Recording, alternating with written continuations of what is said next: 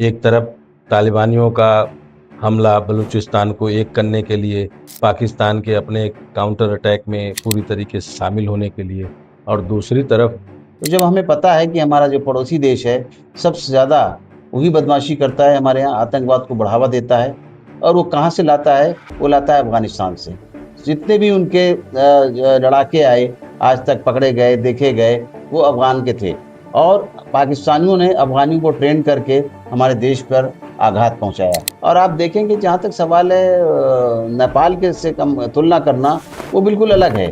नेपाल के लोगों के अंदर एक नया जोश था, उनका देखिए इंटरनेट बंद कर दिया गया इसलिए उन्होंने ज़ेन वाली बात की, लेकिन वहाँ ऐसा नहीं हुआ। जैसे तो आप देखेंगे तो सऊदी अरब से भी हमारे रिश्ते अच्छे हैं, लेकिन वहाँ भी आप देखिए कि कोई गलत कार्य करता है, तो उसकी वो तो गर्दन मार दी जाती है और औरतों को जो सज़ा दी जाती है, गोली मार दी जाती है, जो औरतों को टच नहीं कर सकते तो गोली मार देते हैं नशे के लिए।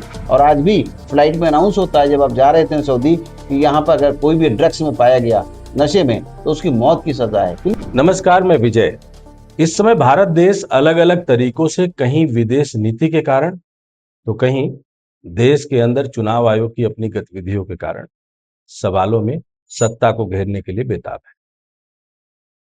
अगर इसका जवाब किसी को चाहिए तो ऐसा ही हुनरमंद कोई शख्सियत हो जिसको ना सिर्फ विदेश नीति का तजुर्बा हो, जिसको उसने जिया हो, या यूं कहें कदमों से चलकर दुनिया की नीति को भारत की नीति के सामने तोला हो। और चुनाव आयोग में बतौर प्रोटोकॉल डायरेक्टर अपने आप का एक ऐसा तजुर्बा जो चुनाव आयोग की पेचीदगियों को भी समझते हैं। हमारे साथ हैं मोहम्मद डॉक्टर अमीन साहब।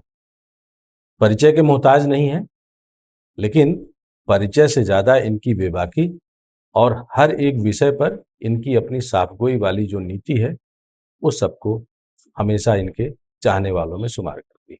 आपका सबसे पहले स्वागत है। नमस्कार। क्या लगता है देश इस समय विदेश नीति के मामले में कहाँ खड़ा है?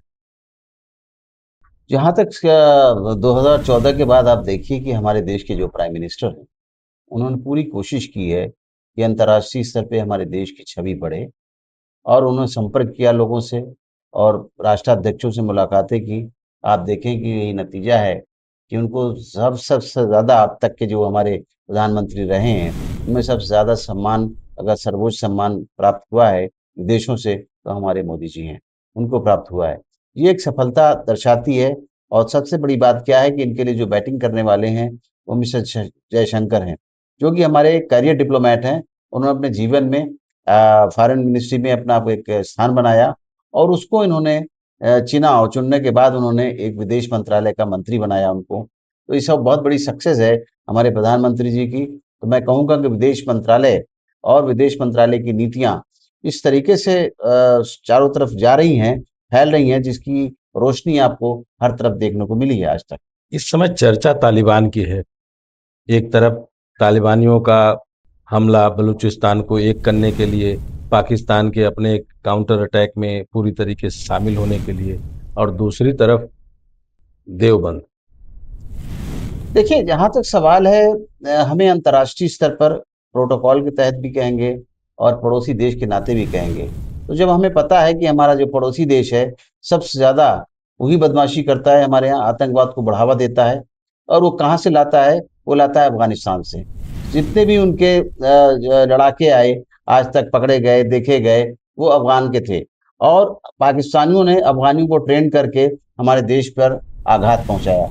जिसका कि आप नतीजा देखेंगे, आज अगर ये तालिबान मीन्स स्टूडेंट्स होता है, तालिब इल्म यानी स्टूडेंट्स। तो जब वहाँ पर 25 45 40 45 साल तक वहाँ पर सत्ता रही विदेशियों की, तो उस पे उन्होंने परेशान होकर इन लड़ाकों ने, ये अब लड़ाके तो हमको कहेंगे, लेकिन इन्होंने अपने देश के लिए लड़ाई लड़ी अफगानियों ने और ये स्टूडेंट मूवमेंट था, जिनको हम तालिबान मूवमेंट कहते हैं। तालिबानियों ने आकर वहाँ पर सत्ता संभाला और संभालने के बाद आप देखिए कि उन्होंने हर तरीके से, चूँकि वो धार्मिक थे, इसलिए उन्होंने अपने धर्म का प्रचार रखा और जहाँ तक कहा कहा गया कि औरतों के लिए, तो वो सही बात है, उन्होंने पर्दा के लिए कहा और वो इस तरह की हरकतें बंद भी कर दी।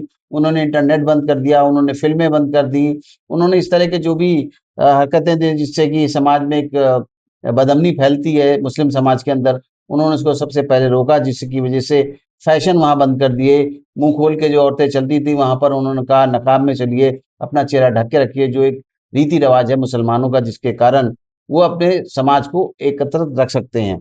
इसके तहत उन्होंने किया और तालिबान जो हैं, उनको जो है रशिया ने रिकॉग्नाइज़ किया, हमारे देश ने भी देखा। आप देखेंगे एक बात को कि हमारा देश जो है, हमेशा ही अफ़गानियों के साथ रहा है, चाहे वो आप मालदीव के ले लीजिए, ऐसा नहीं है कि हम पाकिस्तान अगर हमारे साथ बदमाशी करता है तो पाकिस्तान या बांग्लादेश उसके लिए हम नहीं हैं। हमेशा हम कभी प्रलय आई वहाँ पे, भूकंप आए, कभी कोई सहायता की ज़रूरत पड़ी, इवन कोरोना काल था, उस टाइम भी हमारे मोदी जी ने, हमारे देश ने विदेश नीति के तहत रखते हुए, डिप्लोमैटिक अपने चैनल वो रखते हुए, साथ में उनको जो है पूरी जो सहायता हो सकती थी, चाहे वो टीके हों, चाहे आर्थिक तौर पे हो, चाहे मेडिसिन हो, चाहे डॉक्टर्स को हो, सब भेजा गया। अब आप देखेंगे कि अफ़गानिस्तान के अंदर जो पार्लियामेंट बनी हुई है, वो हमारे देश ने बनाया है। आप देखेंगे चाबार जो पोर्ट है, उसके लिए भी हज़ारों करोड़ रुपए का खर्चा किया गया, जिस पे अभी अमेरिका ने बैन लगाने की कोशिश करी है।